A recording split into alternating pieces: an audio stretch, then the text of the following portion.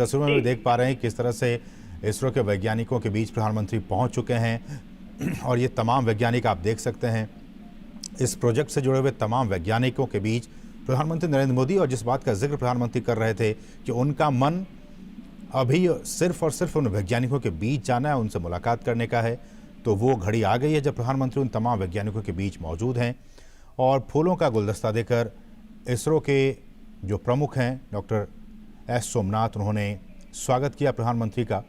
और वो आइसट्रैक में प्रधानमंत्री पहुंच चुके हैं, आइसट्रैक के तमाम वैज्ञानिक जो इस मिशन से जुड़े हुए थे और साथ साथ इसरो के कुछ पूर्व प्रमुख भी इस दौरान मैं देख पा रहा हूं कि सब मौजूद हैं। और प्रधानमंत्री बधाइयां देते हुए डॉक्टर एस सोमनाथ को और तमाम वैज्ञानिकों को भी, ये एक बहुत बड़ी उपलब्धि है। आप समझ सकते हैं कि भारत ने वो कर दिखाया है जो पूरी दुनिया चाह रही थी, बड़े बड़े देश चाह रहे थे। और इस मिशन की सफलता से कुछ दिन पहले ही रूस की तरफ से भी उसी जगह पे साउथ पोल पे भी लूना 25 मिशन भेजा गया था, लेकिन वो कामयाब नहीं हो पाया। लेकिन भारत ने बहुत ही कम लागत में एक निश्चित समय अवधि में इस मिशन को कामयाब करके दिखाया है। और हम जानते हैं कि जब हमारा चंद्रयान 3 मिशन कामयाब हो रहा था उस वक्त प्रधानमंत्री जोहानिसबर्ग में थे और प्रधानमंत्री खुद भी वर्चुअली इस पूरे कार्यक्रम में शामिल हुए थे। उन्होंने उस वक्त भी वैज्ञानिकों को संबोधित किया था। और आज जबकि वो दक्षिण अफ्रीका में ब्रिक्स और ग्रीस की अपनी 2 देशों की सफल यात्रा के बाद जब पहुंचे तो बजाय दिल्ली आने के वो सीधे बेंगलुरु पहुंचे। बेंगलुरु में एयरपोर्ट पर उन्होंने वहां मौजूद हज़ारों की तादाद में लोगों को संबोधित किया। बहुत ही संक्षिप्त बातें उन्होंने वहां रखी। उन्होंने कहा कि मैं यहाँ अपनी बातें इसलिए ज़्यादा नहीं कहूँगा क्योंकि मेरा मन उन वैज्ञानिकों से मिलने के लिए आतुर हो रहा है। मैं वहाँ जाके उनसे मिलूँगा, उनसे बातें करूँगा, उनके अनुभवों को आत्मसात करूँगा, साझा करूँगा। और ये तस्वीरें, प्रधानमंत्री की वो तस्वीरें जब तमाम वैज्ञानिकों के बीच इस वक्त प्रधानमंत्री मौजूद हैं। हम जानते हैं कि चंद्रयान 3 मिशन के ज़रिए भारत ने दुनिया में इतिहास रच दिया है और इस वक्त प्रधानमंत्री इसरो परिसर में स्थित जो टेलीमेट्री, ट्रैकिंग और कमांड नेटवर्क सेंटर है, इस वक्त प्रधानमंत्री वहां पे मौजूद हैं। हमारी सहयोगी आयशा लगातार ट्रैक कर रही हैं इस पूरे कार्यक्रम को। आयशा, मैं देख पा रहा हूं कि तमाम वैज्ञानिकों के बीच जो कि इस पूरे मिशन में लगे हुए थे, उनके बीच प्रधानमंत्री हैं। उनके चेहरे पर काफ़ी खुशी और काफ़ी संतोष दिख रहा है और साथ ही साथ तमाम वैज्ञानिक भी काफ़ी खुश नज़र आ रहे हैं अपने बीच पीएम को पाकर। जी हाँ, बिल्कुल। प्रधानमंत्री नरेंद्र मोदी ने जिस तरह से हमेशा से वैज्ञानिकों के हौसला अफजाई की है, उनका मनोबल बढ़ाया है, उसका जो नतीजा है वो प्रधानमंत्री के सामने उन्होंने पेश किया है। और चंद्रयान की सॉफ्ट लैंडिंग के जरिए उन्होंने साबित कर दिया कि देश के प्रधानमंत्री जब इस तरह से वैज्ञानिकों का हौसला या मनोबल बढ़ाते हैं तो किस तरह से वैज्ञानिक इस तरह के जो सॉफ्ट लैंडिंग जैसी कामयाबी के रिजल्ट। और ये आयशा मैं देख पा रहा हूं कि ये जो प्रज्ञान रोवर है वो जिस ट्रैक के जरिए नीचे उतरा उसके बारे में भी इसरो के प्रमुख और जो सोलर पैनल्स है उनके बारे में समझा रहे हैं। जी जी बिल्कुल, यही वो सबसे दिलचस्प मोड़ है इस पूरे मिशन का थीम। जब लैंडर विक्रम जब चांद की सतह पर उतरा और उसके 2.5 घंटे के बाद रोवर प्रज्ञान जो है इस रैंप से नीचे उतरता है और फिर चांद की सतह की सैर कर रहा है। देखिए, रोवर जो है इस समय चांद पर करीब 1 सेंटीमीटर प्रति सेकंड की रफ्तार से रेंगते हुए चल रहा है। ये मानकर ये कह सकते हैं कि उसकी जो धीमी चाल है वो करीब 500 मीटर तक चलेगा लैंडर के साथ संपर्क बना के रखते हुए।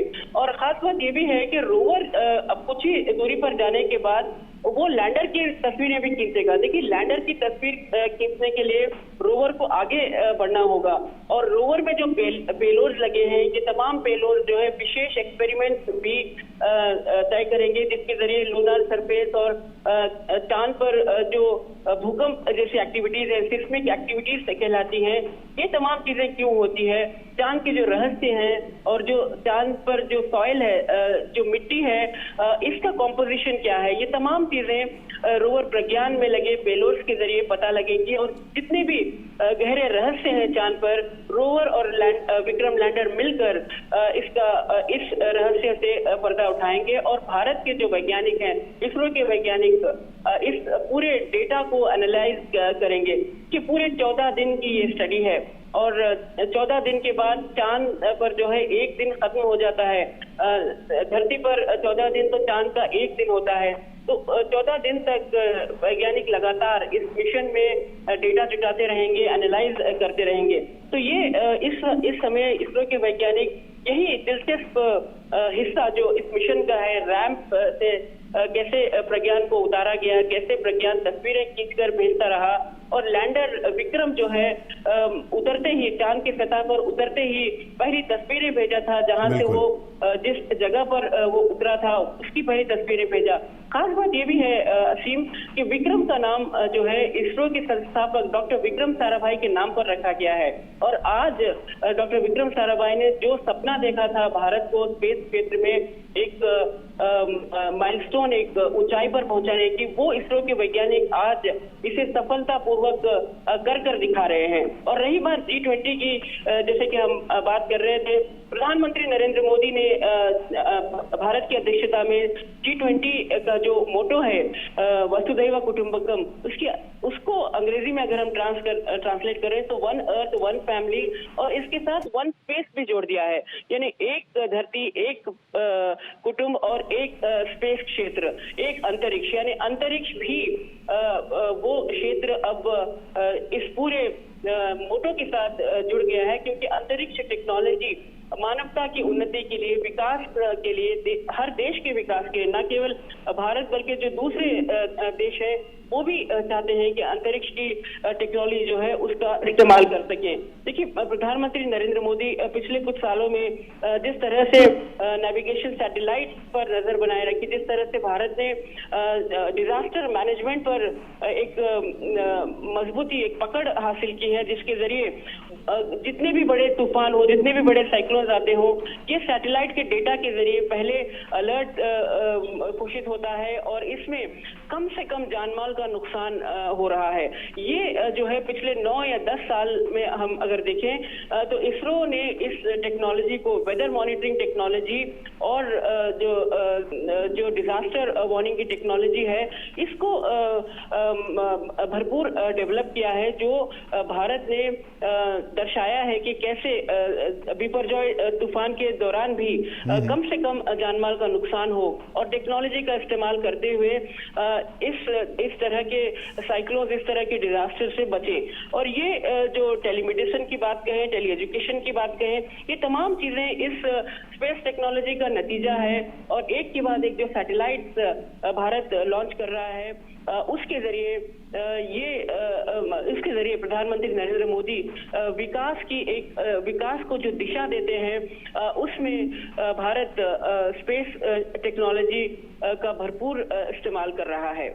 बिल्कुल। ऐसे में आयशा, चंद्रयान 3 की सफलता के बाद जब इसरो प्रमुख उस दिन प्रेस को संबोधित भी कर रहे थे, उन्होंने कहा कि अब अगला मिशन हमारा जो सूर्य का है, आदित्य L1, उस पर काम करने का, और उसके बाद फिर हम दूसरे प्लैनेट जो हैं, शुक्र ग्रह, उस पर भी जाएंगे। तो ये लगातार जो इसरो अपना कदम आगे बढ़ाते जा रहा है, उसमें प्रधानमंत्री का सपोर्ट, भारतीय लोगों का सपोर्ट और उनकी अपनी जो एक आत्मविश्वास है, वो लगातार इस दिशा में आगे बढ़ने के लिए भी उन्हें उत्साहित कर रहा है।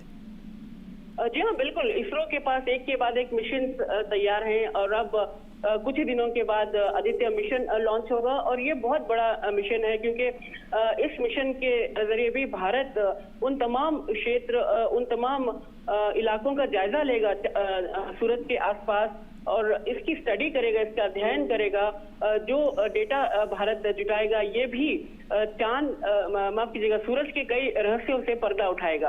और खास बात यह है कि गगनयान मिशन जो प्रधानमंत्री नरेंद्र मोदी के दिल के सबसे करीब है, गगनयान मिशन जो मानव मिशन है, मानव को स्पेस में भेजने का मिशन है, ये मिशन प्रधानमंत्री के लिए बहुत ही उनके दिल के करीब है। और प्रधानमंत्री नरेंद्र मोदी इस मिशन के लिए इसरो के वैज्ञानिकों को हमेशा प्रोत्साहित करते रहे हैं। और गगनयान मिशन हालांकि पूरी अपने ट्रैक पर चल रहा था, लेकिन कोविड के चलते कुछ हद तक इसकी डेडलाइन जो है उसे बदलनी पड़ी है।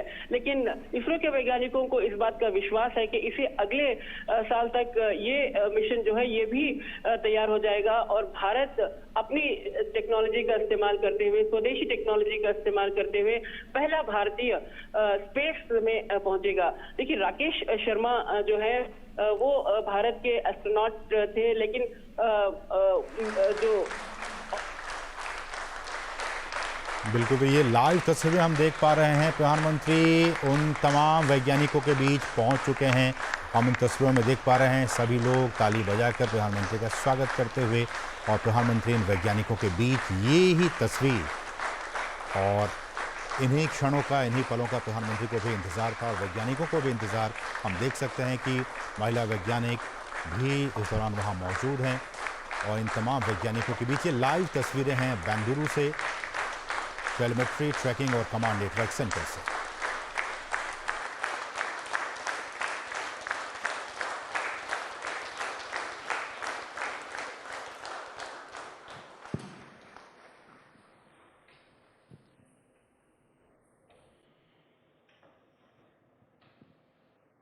आदरणीय प्रधानमंत्री जी, आपको सुस्वागतम।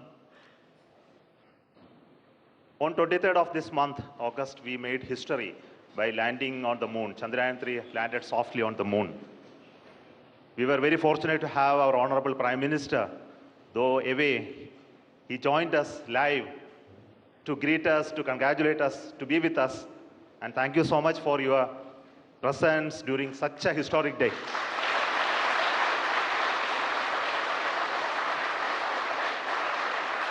You promised us that you will come and meet us on that day, and you are here, and thank you so much for your gracious presence today amongst us. And today we look forward to your words of wisdom, your vision, your expectation from us, and for all those words we are at ears to you. Honorable प्रधानमंत्री जी, आपको मेरा स्वागत इसरो में, ये control centre में। Thank you sir.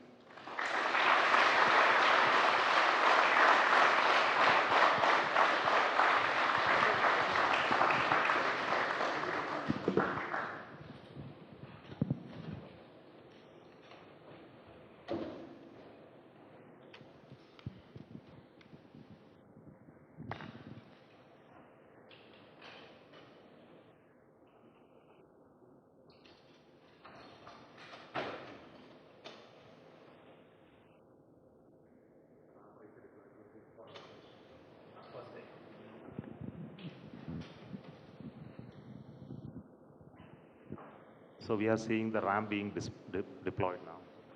This is animation. We'll see the real.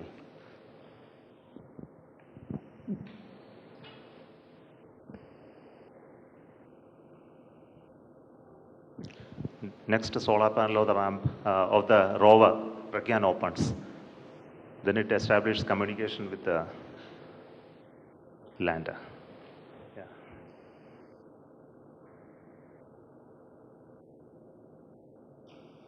Then it slowly comes out.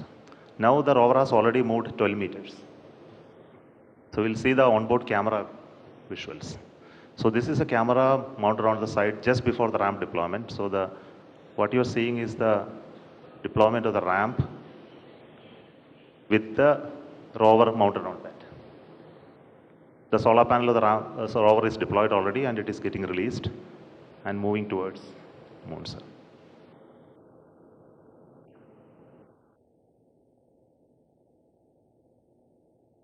So these images take a lot of time to come to Earth because data rate and processing.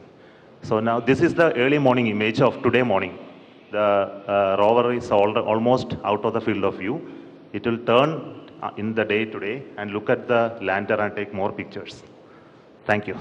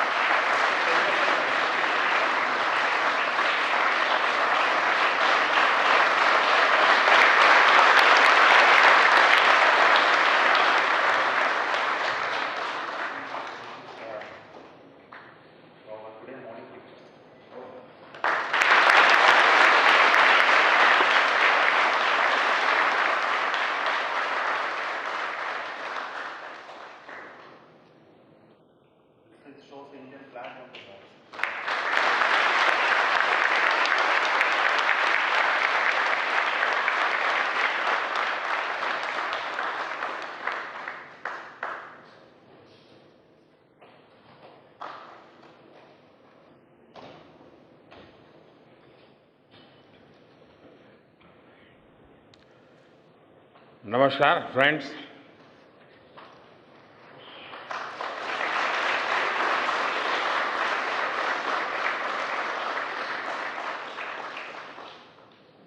आप सभी के बीच आकर आज एक अलग ही खुशी महसूस कर रहा हूं। शायद ऐसी खुशी बहुत रेयर ओकेजन होते हैं जब तन मन खुशियों से भर गया हो। और व्यक्ति के जीवन में कई बार ऐसी घटनाएं घटती हैं कि वो बेसब्री हावी हो जाती है। इस बार मेरे साथ भी ऐसा ही हुआ है। इतनी बेसब्री,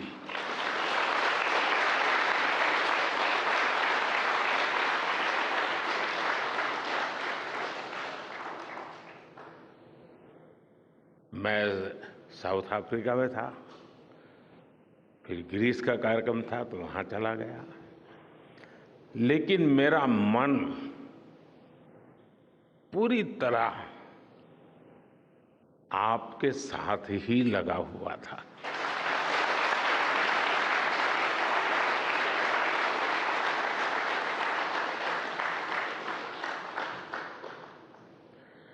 लेकिन कभी कभी लगता है कि मैं आप लोगों के साथ अन्याय कर देता हूं।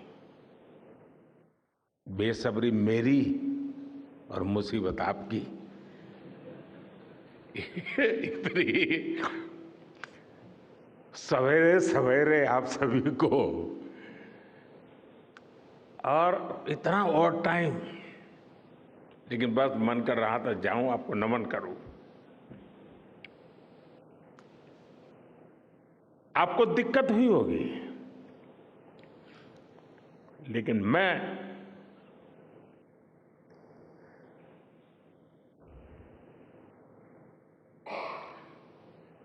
भारत में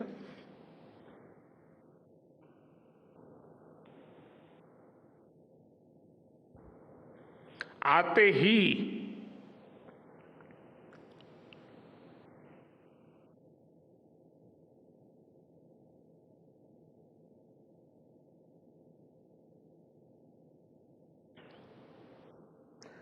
जल्द से जल्द आपके दर्शन करना चाहता था।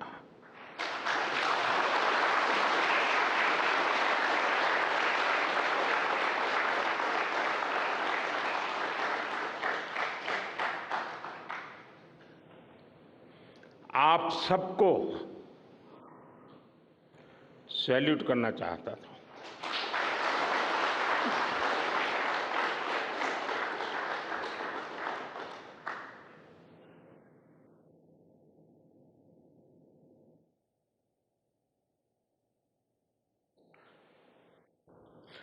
सैल्यूट आपके परिश्रम को, सैल्यूट आपके धैर्य को, सैल्यूट आपकी लगन को, सैल्यूट आपकी जीवटता को, सैल्यूट आपके जज्बे को। आप देश को जिस ऊंचाई पर लेकर गए हैं, ये कोई साधारण सफलता नहीं है। ये अनंत अंतरिक्ष में भारत के वैज्ञानिक सामर्थ्य का शंखनाद है।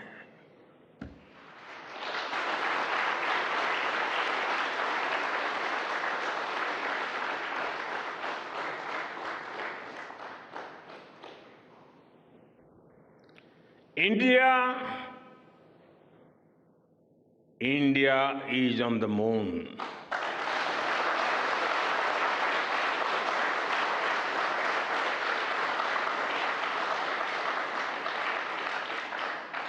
We have our national pride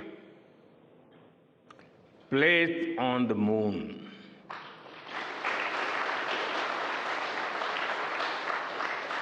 हम वहां पहुंचे जहां कोई नहीं पहुंचा था। हमने वो किया जो पहले कभी किसी ने नहीं किया था। ये आज का भारत है, निर्भीक भारत, जुझारू भारत।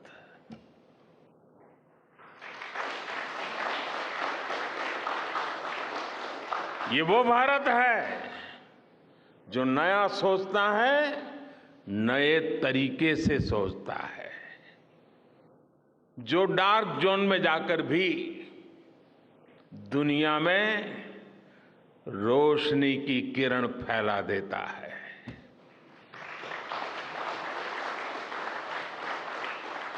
इक्कीसवीं सदी में यही भारत दुनिया की बड़ी बड़ी समस्याओं का समाधान करेगा। मेरी आंखों के सामने 23 अगस्त का वो दिन, वो एक एक सेकंड बार बार घूम रहा है। जब टचडाउन कंफर्म हुआ तो जिस तरह यहां इसरो सेंटर में पूरे देश में लोग उछल पड़े, वो दृश्य कौन भूल सकता है। कुछ स्मृतियां अमर हो जाती है। वो पल अमर हो गया। वो पल इस सदी के सबसे प्रेरणादायी क्षणों में से एक है। हर भारतीय को लग रहा था कि विजय उसकी अपनी है। खुद महसूस करता था। हर भारतीय को लग रहा था कि जैसे वो खुद एक बड़े एग्जाम में पास हो गया है। आज भी बधाइयां दी जा रही हैं, संदेश दिए जा रहे हैं, और ये सब मुमकिन बनाया है आप सबने, आपने।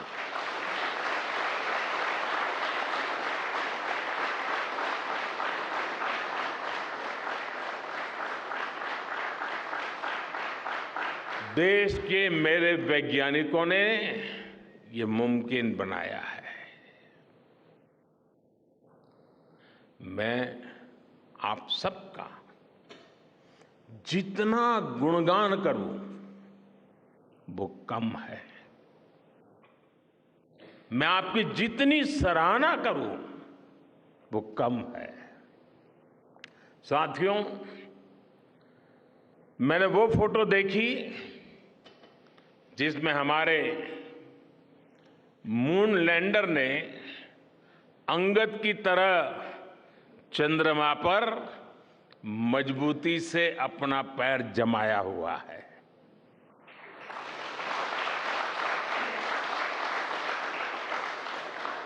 एक तरफ विक्रम का विश्वास है तो दूसरी तरफ प्रज्ञान का पराक्रम है।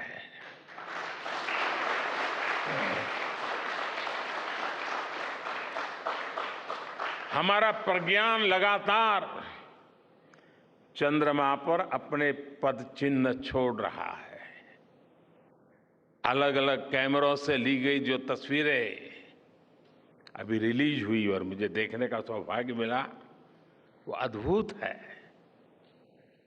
मानव सभ्यता में पहली बार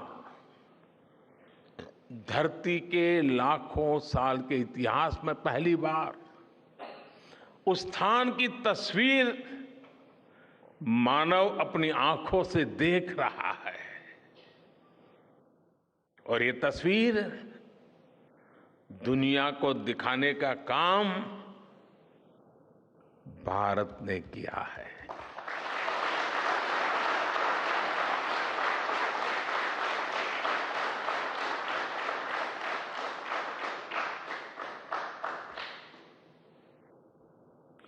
आप सभी वैज्ञानिकों ने किया है। आज पूरी दुनिया भारत की साइंटिफिक स्पिरिट का, हमारी टेक्नोलॉजी का और हमारे साइंटिफिक टेम्परामेंट का लोहा मान चुकी है।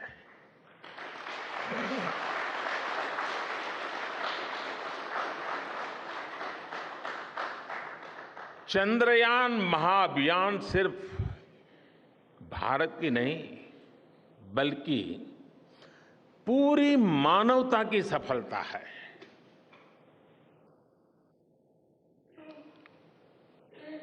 हमारा मिशन जिस क्षेत्र को एक्सप्लोर करेगा उससे सभी देशों के लिए मून मिशंस के नए रास्ते खुलेंगे।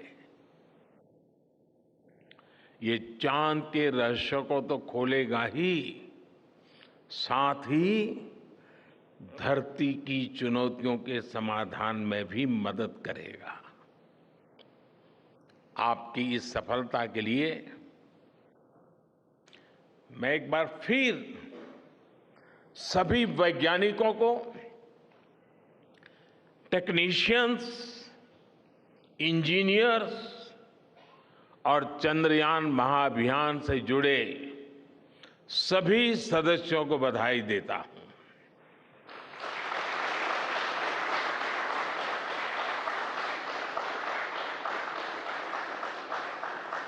मेरे परिवारजनों, आप जानते हैं कि स्पेस मिशंस के टच डाउन पॉइंट को एक नाम दिए जाने की वैज्ञानिक परंपरा है। चंद्रमा के जिस हिस्से पर हमारा चंद्रयान उतरा है, भारत ने उस स्थान के भी नामकरण का फैसला लिया है।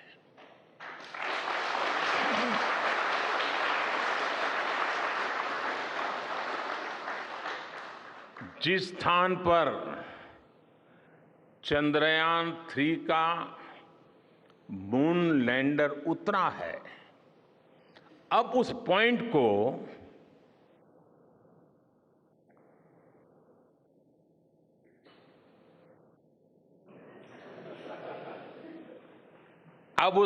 को शिव शक्ति के नाम से जाना जाएगा।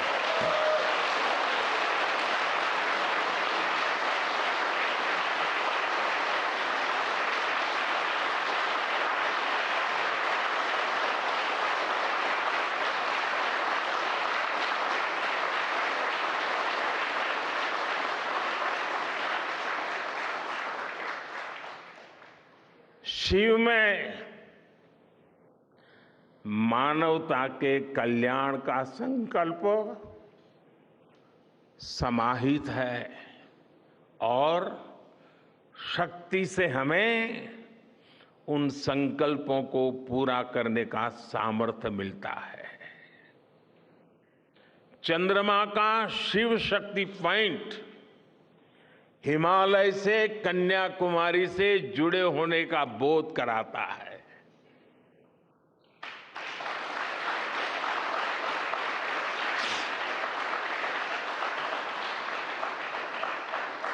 हमारे ऋषियों ने कहा है, येन कर्माण्य पशो मनीषिणो यज्ञे कुण्वन्ति वित्तेषु धीरः यत्पूर्व यक्षमन्तः प्रजानां तन्मे मनः शिव संकल्पम अस्तु। अर्थात जिस मन से हम कर्तव्य कर्म करते हैं, विचार और विज्ञान को गति देते हैं और जो सबके भीतर मौजूद है, वो मन शुभ और कल्याणकारी संकल्पों से जुड़े।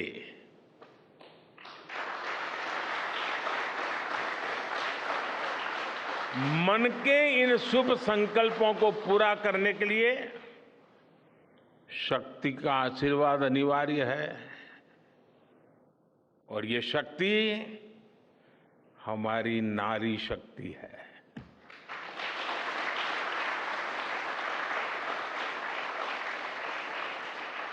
हमारी माताएं बहनें हैं।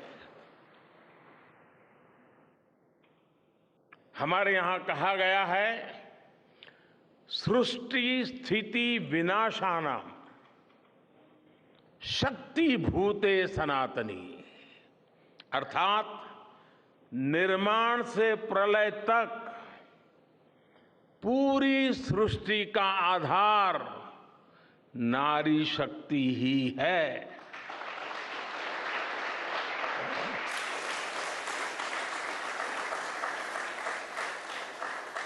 आप सबने देखा है, चंद्रयान 3 में देश ने, हमारी महिला वैज्ञानिकों ने, देश की नारी शक्ति ने कितनी बड़ी भूमिका निभाई है। चंद्रमा का शिव शक्ति पॉइंट सदियों तक भारत के इस वैज्ञानिक और दार्शनिक चिंतन का साक्षी बनेगा।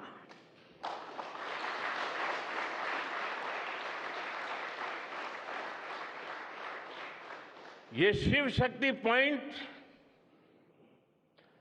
आने वाली पीढ़ियों को प्रेरणा देगा कि हमें विज्ञान का उपयोग मानवता के कल्याण के लिए ही करना है। मानवता का कल्याण, यही हमारा सुप्रीम कमिटमेंट है। साथियों, एक और नामकरण काफी समय से लंबित है। 4 साल पहले जब चंद्रयान-2 चंद्रमा के पास तक पहुंचा था, जहां उसके पदचिन्ह पड़े थे, तब ये प्रस्ताव था कि उस स्थान का नाम तय किया जाए। लेकिन उन परिस्थितियों में निर्णय लेने के स्थान पर हमने प्रण लिया कि जब चंद्रयान-3 सफलतापूर्वक चांद पर पहुंचेगा, तब हम दोनों पॉइंट का नाम एक साथ रखेंगे।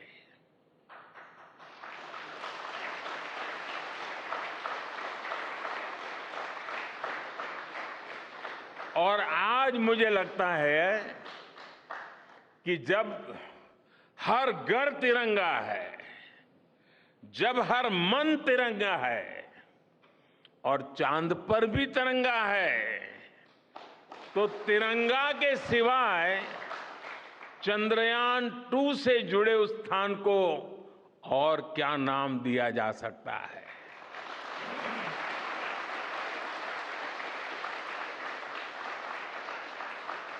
इसलिए चंद्रमा के जिस स्थान पर चंद्रयान-2 ने अपने पदचिन्ह छोड़े हैं, वो पॉइंट अब तिरंगा कहलाएगा।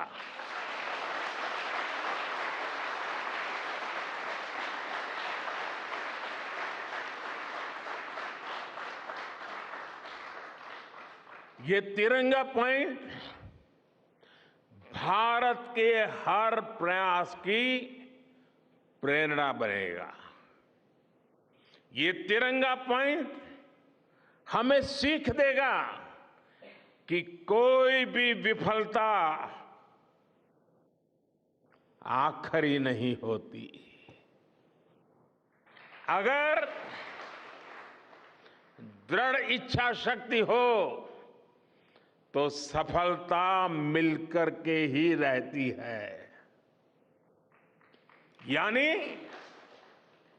मैं फिर दोहरा रहा हूं, चंद्रयान-2 के पद चिन्ह जहां है, वो स्थान आज से तिरंगा पॉइंट कहलाएगा।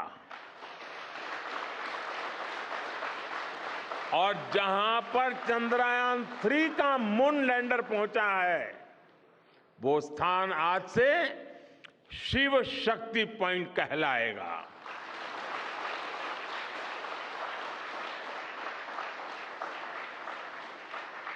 साथियों, आज भारत दुनिया का चौथा ऐसा देश बन चुका है जिसने चंद्रमा की सतह को छुआ है। ये सफलता तब और अधिक बड़ी हो जाती है जब हम ये देखते हैं कि भारत ने अपनी यात्रा कहां से शुरू की थी। एक समय था जब भारत के पास जरूरी तकनीक नहीं थी, सहयोग भी नहीं था। हमारी गिनती थर्ड वर्ल्ड यानी थर्ड रॉ में खड़े देशों में होती थी। थर्ड वर्ल्ड थर्ड रॉ में खड़े हुए लोगों में होती थी। वहां से निकलकर आज भारत दुनिया की 5वीं सबसे बड़ी अर्थव्यवस्था बना है।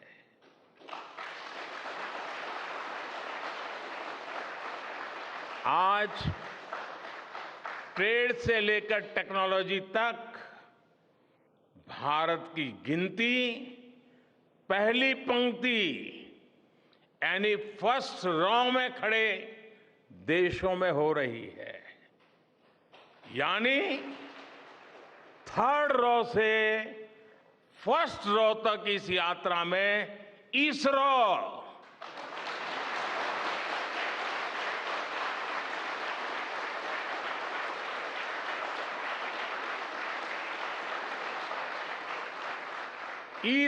जैसी संस्थानों की बहुत बड़ी भूमिका रही है।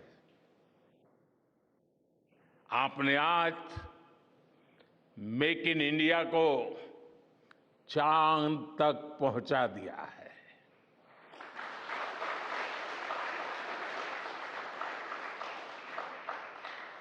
मेरे परिवारजनों, मैं आज आपके बीच आकर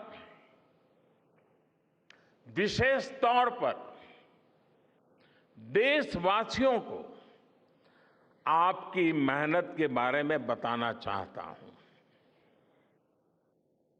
जो मैं बातें बता रहा हूं वो आपके लिए नई नहीं है, लेकिन आपने जो किया है, जो साधना की है, वो देशवासियों को भी पता होना चाहिए। भारत के दक्षिण हिस्से से चंद्रमा के दक्षिणी ध्रुव तक चंद्रयान की ये यात्रा आसान नहीं थी। मून लैंडर की सॉफ्ट लैंडिंग सुनिश्चित करने के लिए हमारे वैज्ञानिकों ने इसरो की रिसर्च फैसिलिटी में आर्टिफिशियल मून तक बना डाला। इस आर्टिफिशियल मून पर विक्रम लैंडर को अलग अलग तरीके से सरफेस पर उतारकर उसका टेस्ट किया गया था। अब इतने सारे एग्जाम देकर हमारा मून लैंडर वहां गया है, तो उसे सक्सेस मिलनी ही मिलनी थी।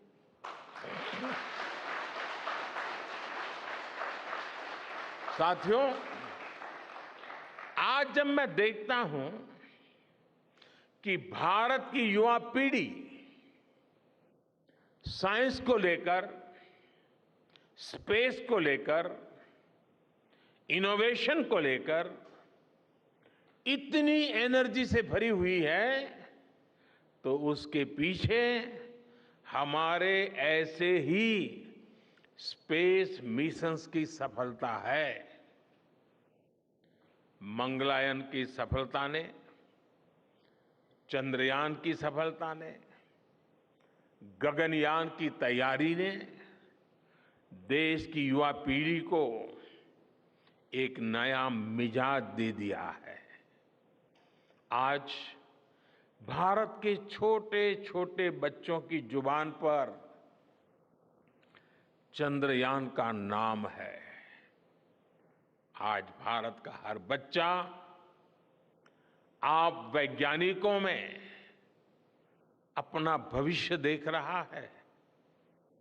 इसलिए आपकी उपलब्धि सिर्फ ये नहीं है कि आपने चांद पर तिरंगा लहराया, लेकिन आपने एक और बड़ी उपलब्धि हासिल की है, और वो उपलब्धि है भारत की पूरी पीढ़ी को जागृत करने की, उसे नई ऊर्जा देने की।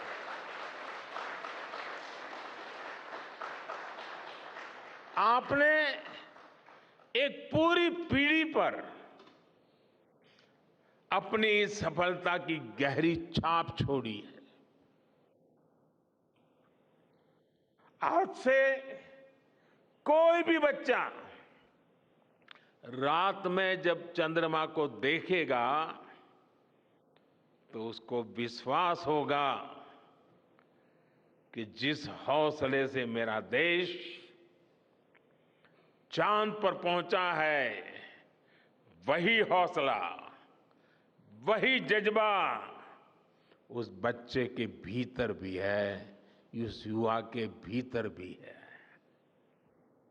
आज आपने भारत के बच्चों में आकांक्षाओं के जो बीज बोए हैं, कल वो वट वृक्ष बनेंगे और विकसित भारत की नींव बनेंगे।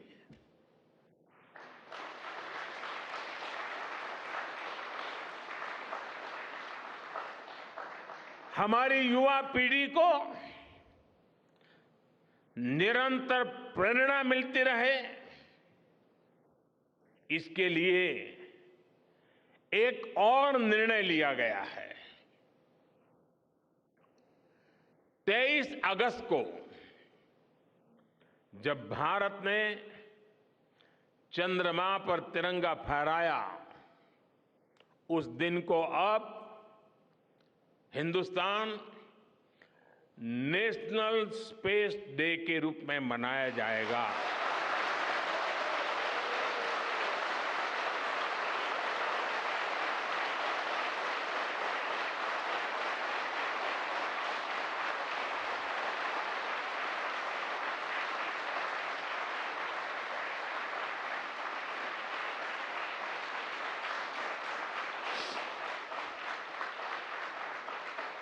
जब हर वर्ष national space day science, technology और इनोवेशन की स्पिरिट को सेलिब्रेट करेगा, हमें हमेशा हमेशा के लिए प्रेरित करता रहेगा।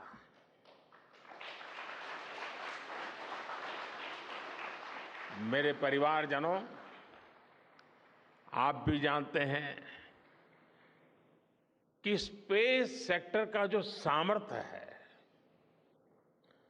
वो सैटेलाइट लॉन्च करने या अंतरिक्ष की खोज से कहीं ज्यादा बड़ा है।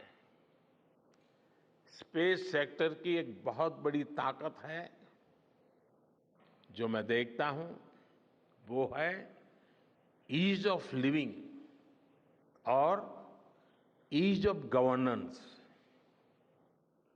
आज देश में स्पेस एप्लीकेशंस को गवर्नेंस के हर पहलू से जोड़ने की दिशा में बहुत बड़ा काम हुआ है। आप लोगों ने जब मुझे प्रधानमंत्री के रूप में काम का दायित्व दिया, तो प्रधानमंत्री बनने के बाद मैंने भारत सरकार के जॉइंट सेक्रेटरी लेवल के ऑफिसर्स की स्पेस साइंटिस्ट के साथ एक वर्कशॉप करवाई थी और इसका मकसद ये था कि गवर्नेंस में, शासन व्यवस्था में ट्रांसपेरेंसी लाने में स्पेस सेक्टर की ताकत का ज्यादा से ज्यादा इस्तेमाल कैसे करें। तब किरण जी शायद हम लोगों के साथ काम करते थे। इसी का नतीजा था जब देश ने स्वच्छ भारत अभियान शुरू किया, शौचालयों का निर्माण शुरू किया, करोड़ों घरों को बनाने का अभियान चलाया। तो इन सब के मॉनिटरिंग के लिए, उसकी प्रगति के लिए स्पेस साइंस ने बहुत मदद की।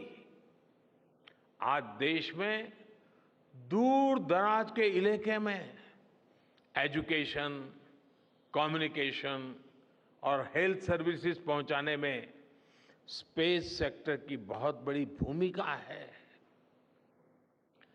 इन दिनों आजादी के अमृत महोत्सव के निमित्त जो जिले जिले में अमृत सरोवर बन रहे हैं, उसका भी टैगिंग, उसके भी मॉनिटरिंग स्पेस के द्वारा ही हो रही है। बिना स्पेस टेक्नोलॉजी के हम टेलीमेडिसिन और टेली एजुकेशन की कल्पना तक नहीं कर सकते। स्पेस साइंस ने देश के रिसोर्सेज के ऑप्टिमम यूटिलाइजेशन में भी बहुत मदद की है। हमारे देश के एग्रीकल्चर सेक्टर को ताकत देने में, मौसम का अनुमान लगाने में स्पेस सेक्टर जो मदद करता है वो देश का हर किसान जानता है। आज वो देख लेता है अपने मोबाइल पर अगले सप्ताह मौसम का क्या हाल है। देश के करोड़ों मछुआरों को आज नाविक सिस्टम से जो सटीक जानकारी मिल रही है वो भी आप ही की देन है। आज जब देश में बाढ़ आती है, कोई प्राकृतिक आपदा आती है, भूकंप आता है, तो हालात की गंभीरता का पता लगाने में आप सबसे पहले आगे आते हैं। जब साइक्लोन आता है तो हमारी सैटेलाइट्स उसका सारा रूट बताती हैं, सारी टाइमिंग बताती हैं और लोगों की जान भी बचती है, संपत्ति भी बचती है। और सिर्फ साइक्लोन के कारण जो संपत्ति बचती है ना, उसका अगर जोड़ लगा दें तो आज स्पेस का जो खर्चा है उससे वो ज्यादा हो जाता था।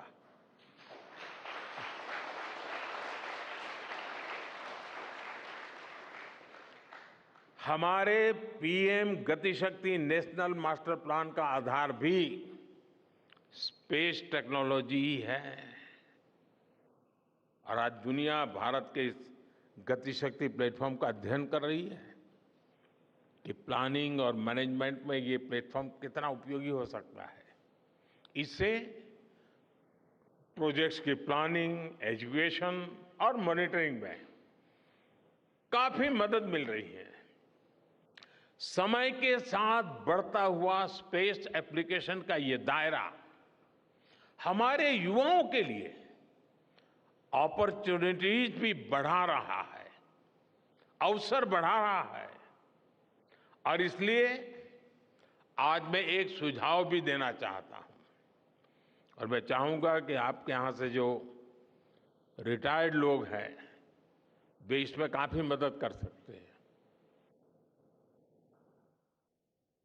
अब ये मत बोलिएगा कि इतनी सुबह सुबह मोदी जी यहां आए और कुछ काम भी दे करके जा रहे हैं। साथियों, मैं चाहूंगा कि इसरो केंद्र सरकार के विभिन्न मंत्रालय और राज्य सरकारें मिलकर गवर्नेंस में स्पेस टेक्नोलॉजी पर एक नेशनल हैकाथॉन का आयोजन करें। इस हैकाथॉन में ज्यादा से ज्यादा युवा, ज्यादा से ज्यादा यूनिवर्सिटी, ज्यादा से ज्यादा नौजवान वो शामिल हो, जुड़े। मुझे विश्वास है ये नेशनल हैकाथॉन हमारी गवर्नेंस को और प्रभावी बनाएगा, देशवासियों को मॉडर्न सॉल्यूशंस देगा। और साथियों, आपके अलावा मैं अपनी युवा पीढ़ी को एक और टास्क अलग से देना चाहता हूं। और होमवर्क के दिए बिना बच्चों को काम करने का मजा नहीं आता है। आप सब जानते हैं कि भारत वो देश है जिसने हजारों वर्ष पूर्व ही धरती के बाहर अनंत अंतरिक्ष में देखना शुरू कर दिया था। हमारे यहां सदियों पहले अनुसंधान परंपरा के आर्यभट्ट, ब्रह्मगुप्त, वराहमिहिर और भास्कराचार्य जैसे ऋषि मनीषी हुए थे। जब धरती के आकार को लेकर भ्रम था, तब आर्यभट्ट ने अपने महान ग्रंथ आर्यभट्टीय में धरती के गोलाकार होने के बारे में विस्तार से लिखा था। उन्होंने एक्सिस पर पृथ्वी की रोटेशन और उसकी परिधि की गणना भी लिख दी थी। इसी तरह सूर्य सिद्धांत जैसे ग्रंथों में भी कहा गया है, सर्वत्रैव महिगोले, सर्वत्रैव महिगोले स्वस्थानम उपरि स्थितम मन्यन्ते खेयतो गोलस तस्य क्व ऊर्ध्वं क्व वादः। अर्थात पृथ्वी पर कुछ लोग अपनी जगह को सबसे ऊपर मानते हैं, लेकिन ये गोलाकार पृथ्वी तो आकाश में स्थित है, उसमें ऊपर और नीचे क्या हो सकता है, ये उस समय लिखा गया था। ये तो मैंने सिर्फ एक श्लोक बताया है। ऐसी अनगिनत रचनाएं हमारे पूर्वजों ने लिखी हुई है। सूर्य, चंद्रमा और पृथ्वी के एक दूसरे के बीच में आने से ग्रहण की जानकारी हमारे कितने ही ग्रंथों में लिखी हुई पाई जाती है।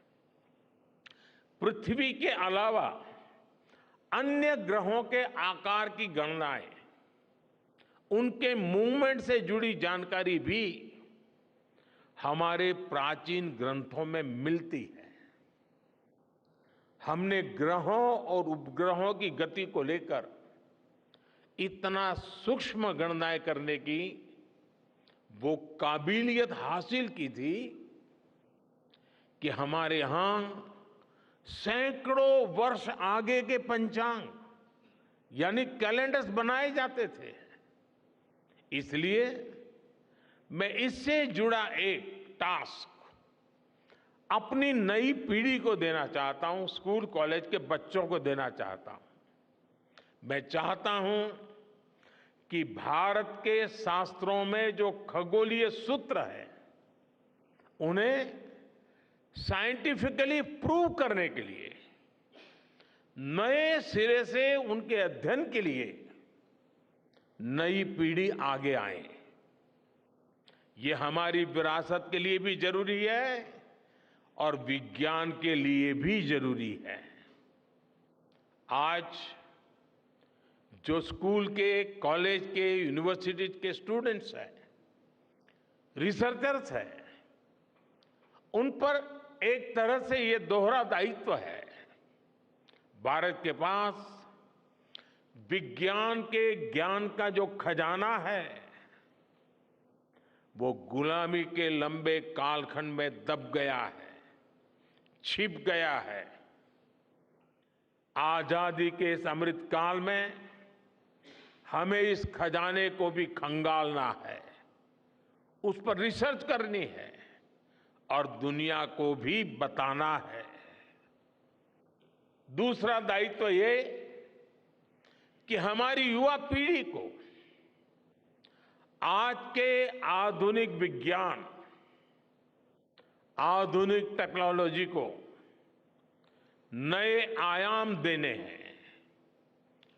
समंदर की गहराइयों से लेकर आसमान की ऊंचाई तक, आसमान की ऊंचाई से लेकर अंतरिक्ष की गहराई तक आपके लिए करने के लिए बहुत कुछ है।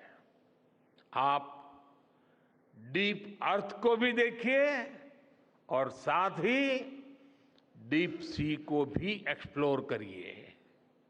आप नेक्स्ट जनरेशन कंप्यूटर बनाइए और साथ ही जेनेटिक इंजीनियरिंग में भी अपना सिक्का जमाइए। भारत में आपके लिए नई संभावनाओं के द्वार लगातार खुल रहे हैं।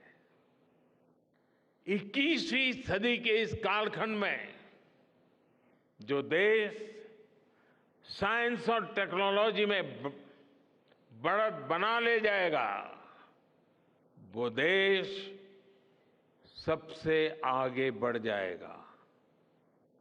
साथियों, आज बड़े बड़े एक्सपर्ट्स कह रहे हैं कि अगले कुछ वर्षों में भारत की स्पेस इंडस्ट्री $8 बिलियन से बढ़कर $16 बिलियन की हो जाएगी।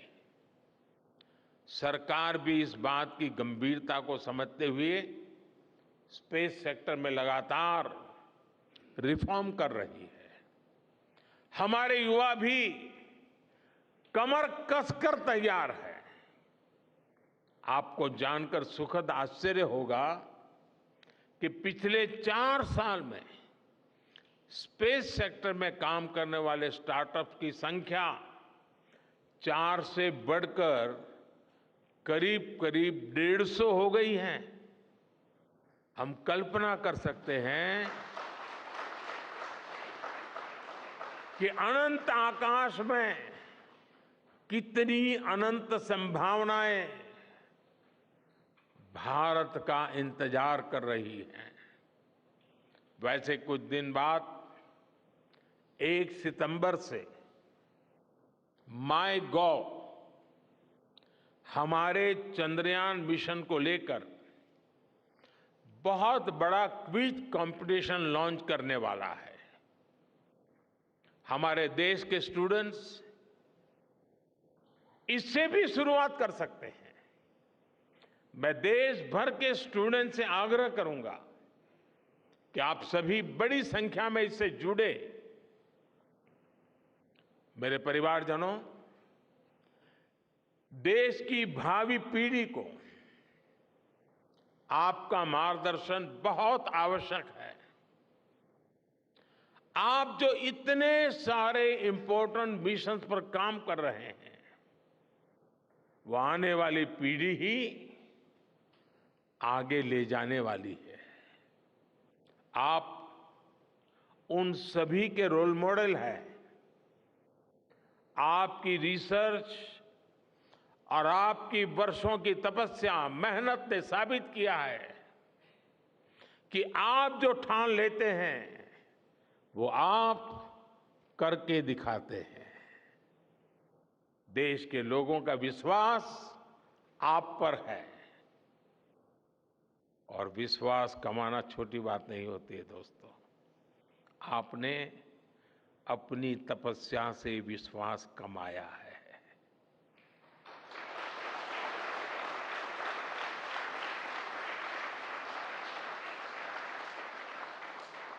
देश के लोगों का आशीर्वाद आप पर है। इसी आशीर्वाद की ताकत से, देश के प्रति इसी समर्पण भाव से भारत साइंस एंड टेक्नोलॉजी में ग्लोबल लीडर बनेगा। और मैं आपके बीच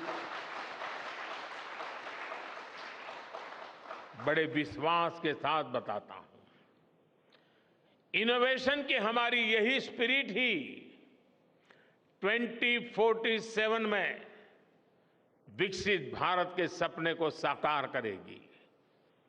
इसी विश्वास के साथ मैं फिर एक बार आप सबके दर्शन करके पावन हुआ हूं। देशवासी गौरव से भरे हुए हैं। सपने बहुत तेजी से संकल्प बन रहे हैं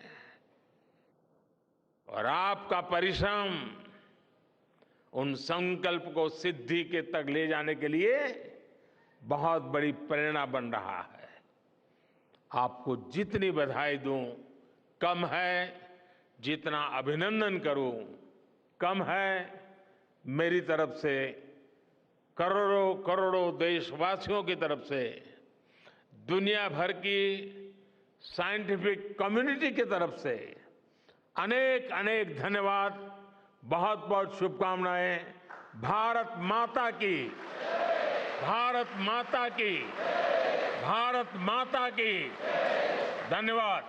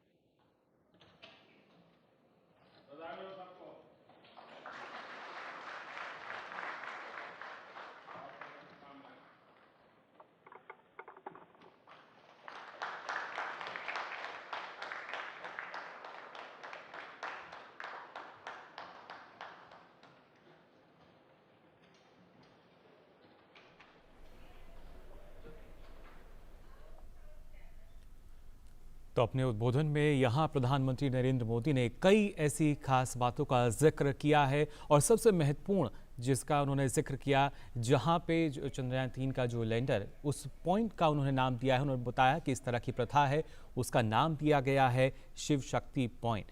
और यहाँ से अब